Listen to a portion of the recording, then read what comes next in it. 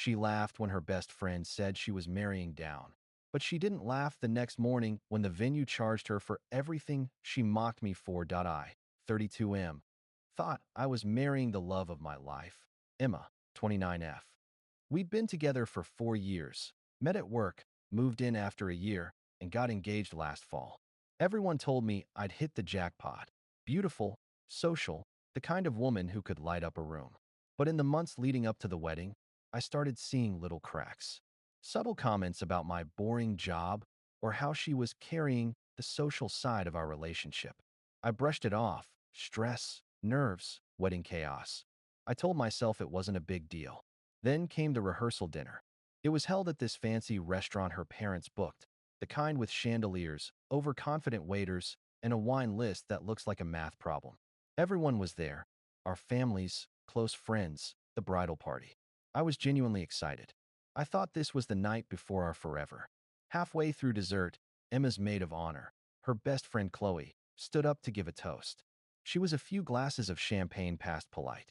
She clinked her glass and said, "I just can't believe Emma's actually marrying down." The table went awkwardly silent, but Emma laughed, and not nervously, not embarrassed. Genuinely laughed. Then, without missing a beat, she added, "It's fine. He's useful." The room snapped. People chuckled awkwardly. Her parents smiled stiffly. My best man looked at me with that, "Dude, what the hell" face. And I just sat there, smiling.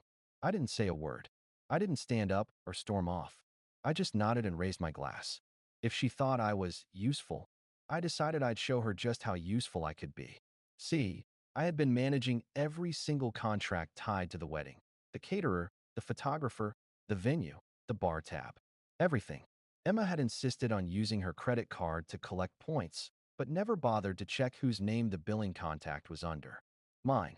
So that night, after everyone went home, I called the venue and the vendors.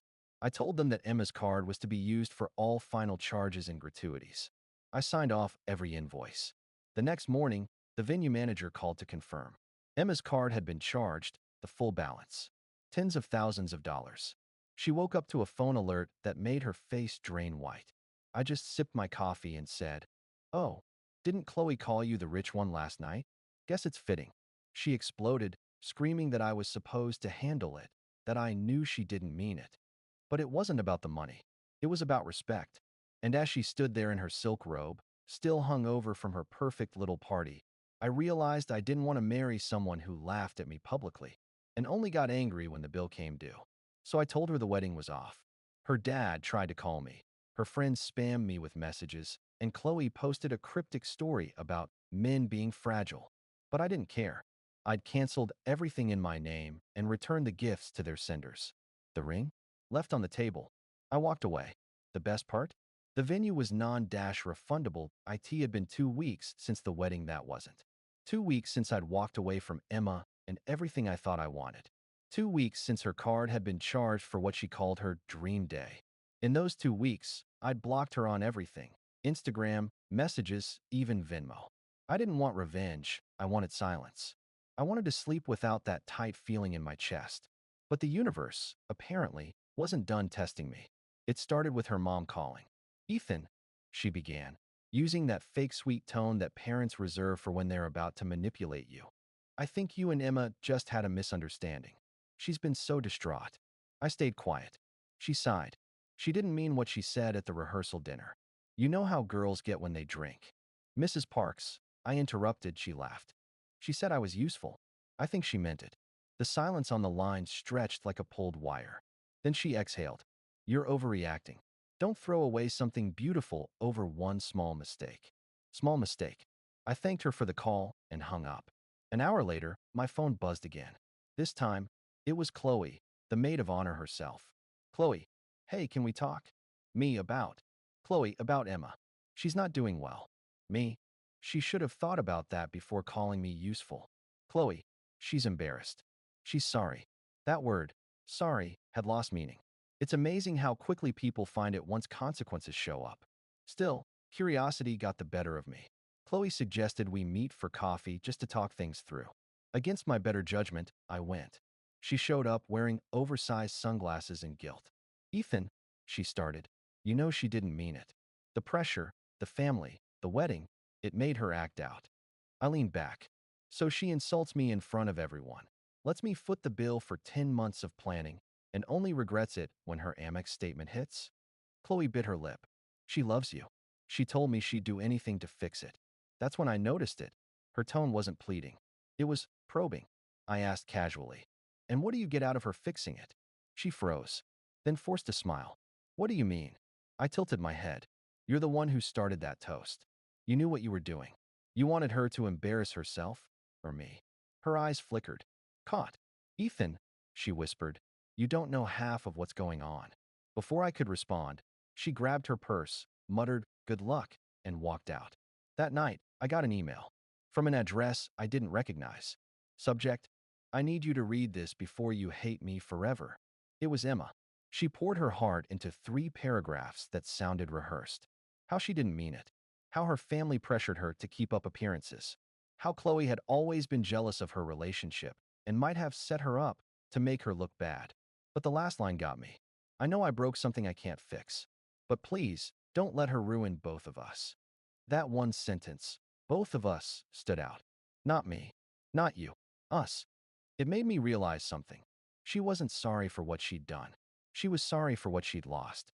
Still, I wanted closure. So I agreed to meet her in person. We met at the park near our old apartment. She looked different, tired, paler, but still beautiful in that perfectly put-together way she always managed. She started crying almost immediately.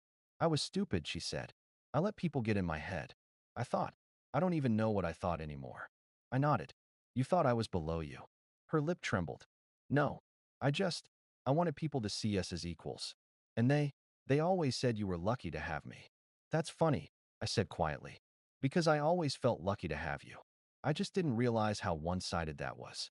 She reached out for my hand, but I didn't move. "I miss you," she whispered.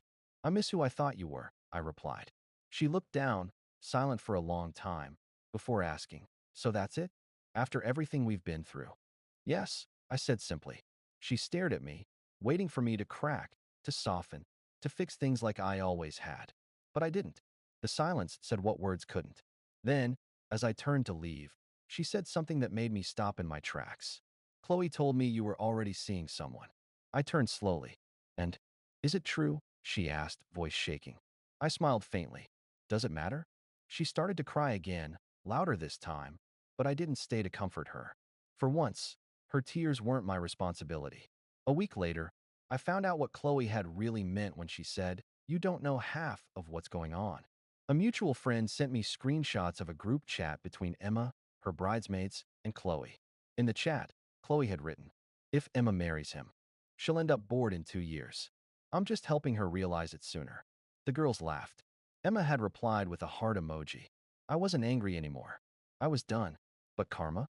Karma wasn't done with them. 3 months later, Chloe was fired from her job.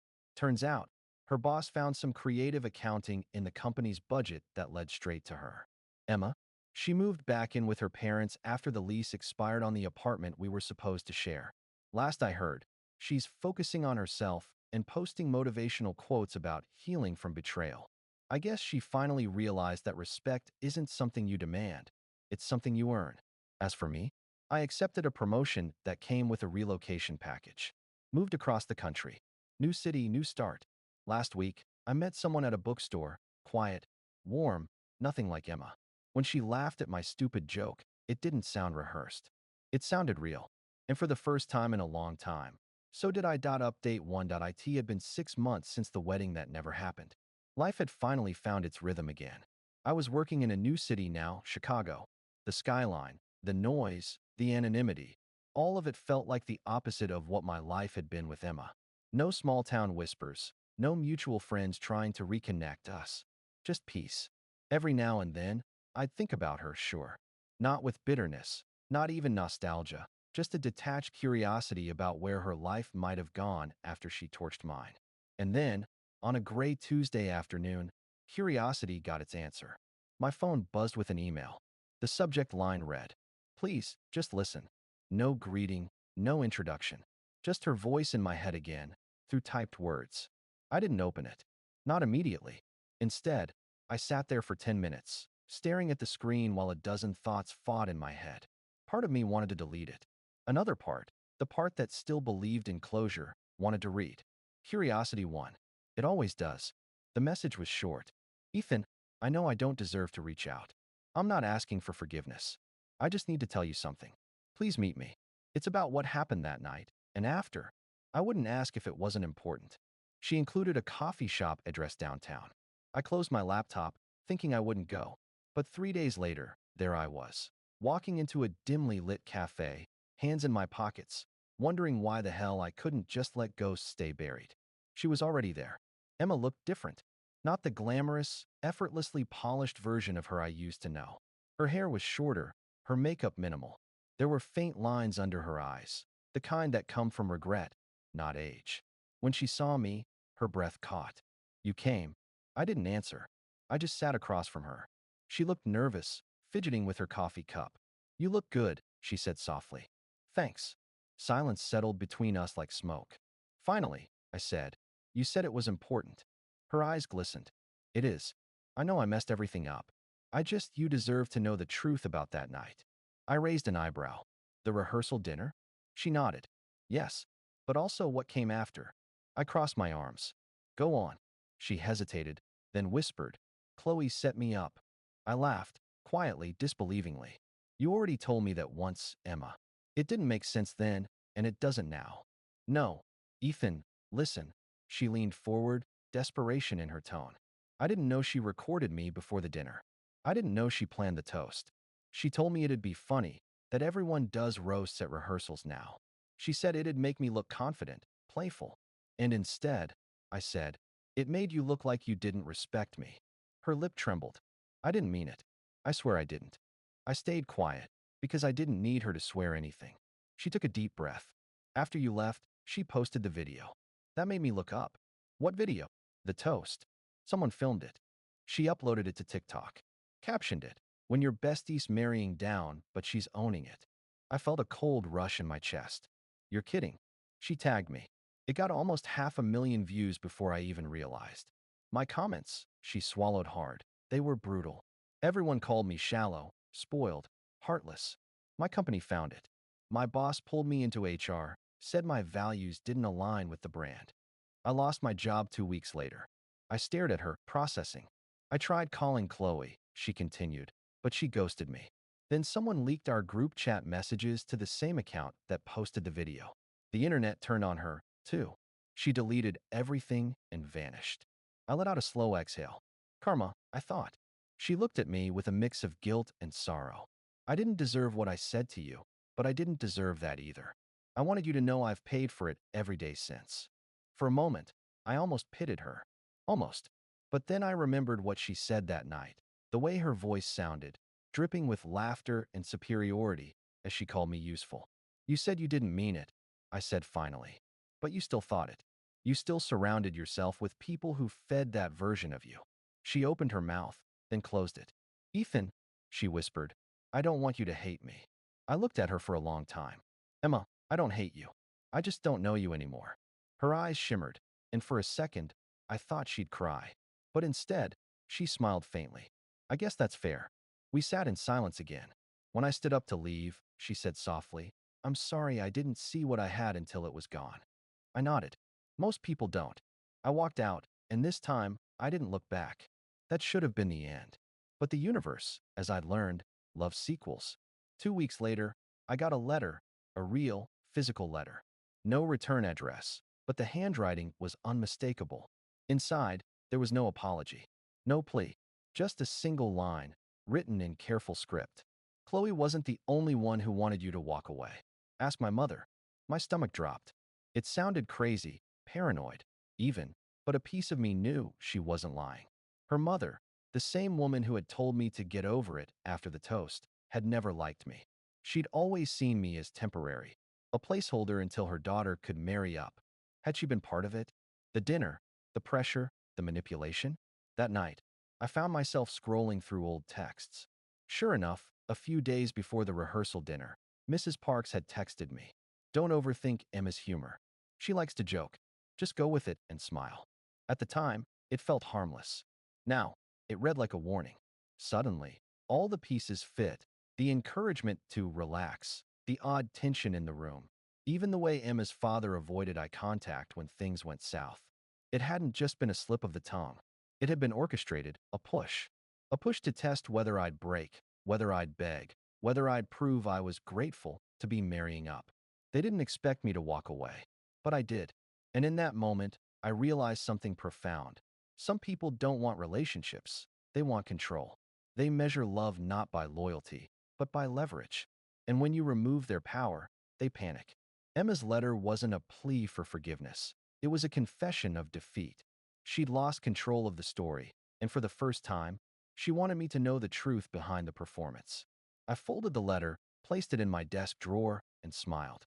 Because in a strange, poetic way, I finally got what I wanted: closure. Not the kind where you get an apology, the kind where you realize you never needed one. Final update point 3 months after Emma's letter, I thought the chapter was finally closed.